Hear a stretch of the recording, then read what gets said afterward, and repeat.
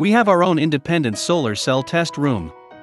Before the solar cell is invested, we will detect 100% of the cell from the 4 aspects of power, efficiency, color, and EL.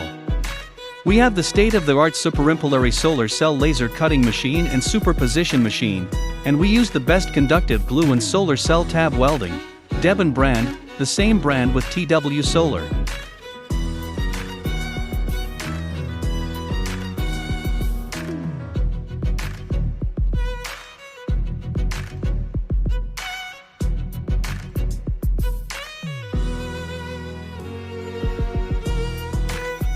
After single group string solae cell skewer solder, we will do the EL detection again, preventing the existence of hobbying. Before and after the panel high temperature laminated, EL detection will be made 2 times.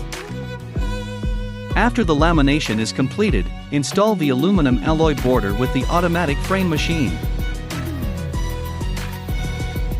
After installing the border, we will do 4 to 5 hours of aging, then test the product technology data. Our data testing equipment has done data calibration detection in national laboratories, accurate data. All in one, during TH producing procedures, 90% parts are automatically except packaging.